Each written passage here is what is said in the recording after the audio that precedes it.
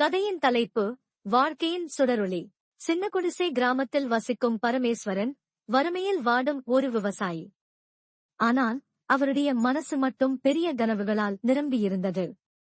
பரமேஸ்வரனின் குடும்பத்தில் மனைவி லட்சுமி, மகன் கார்த்திக் மற்றும் மகள் ஹேமா என மூவர் இருந்தனர். இயற்கை அவமானங்களை எதிர்கொண்டு தினமும் வாழ்வுக்காக போராடிய அவனை கிராம மக்கள் அனைவரும் சாதுவான மனிதராக மதித்தனர். ஒருநாள் பரமேஸ்வரன் தனது நிலத்தில் வேலை செய்யும் போது பழமையான பானை ஒன்றை கண்டுபிடிக்கிறார். அதில் பழைய நாணயங்கள் மற்றும் பொக்கிஷங்கள் இருந்தன.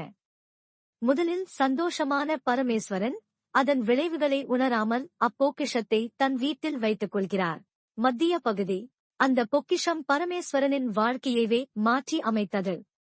வெகு நாட்களாக வறுமையால் வாடிய குடும்பம் செல்வந்தர்களாக மாறியது. லட்சுமி மற்றும் குழந்தைகள் இது மகிழ்ச்சியாக இருக்க வேண்டும் என எண்ணினார்கள்.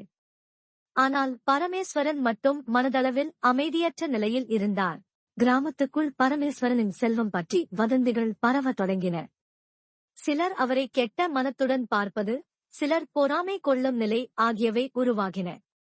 பரமேஸ்வரனின் வீட்டில் அரிய வகையான பொருட்கள் மற்றும் பொருளாதார உயர்வுகள் இருந்தாலும் அவரது மனதில் ஒரு புறநிலை தோன்றியது.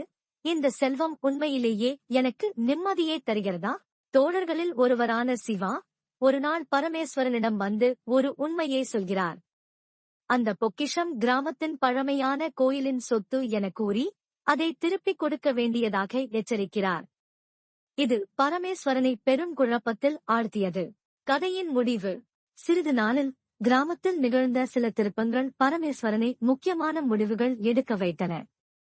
கிராம மக்கள் ஒன்று கூடி அந்த பொக்கிஷத்தை திருப்பி தருமாறு கோரிக்கை வைத்தனர். பரமேஸ்வரன் ஒரு நாள் முழுவதும் யோசித்து அதன் மூலம் கிடைத்த அனைத்து செல்வங்களையும் கிராமத்தின் மேம்பாட்டிற்காக பயன்படுத்த முடிவெடுக்கிறார். அந்த பொக்கிஷத்தின் மூலம் ஒரு பள்ளி மற்றும் மருத்துவமனை கட்டப்பட்டது. பரமேஸ்வரனின் குடும்பம் மீண்டும் சாதாரண வாழ்க்கைக்கு திரும்பியது. ஆனால் இந்த முறை அவர் மனதில் செல்வம் குறித்து புதிய பார்வை வந்தது. அதிர்ஷ்டம் என்பது அதை கையாளும் முறையில்தான் அதன் மதிப்பை பெறும். தீம் மற்றும் கற்றுக்கொள்வது.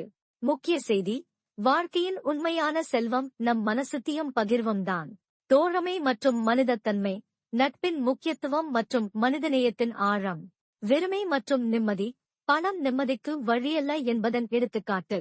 இந்த கதை வாழ்க்கையின் உண்மையான அர்த்தத்தை வெளிப்படுத்தும் வகையில் அமைக்கப்பட்டுள்ளது. பரமேஸ்வரனின் கதையின் மூலம் மக்கள் எதனை அடையவும் நம்பிக்கையுடன் வாழ வேண்டும் என்பதையும், செல்வத்தின் மீதான ஆர்வத்தை தாண்டி மனிதநேயத்தை விரும்ப வேண்டும் என்பதையும் உணர்த்துகிறது.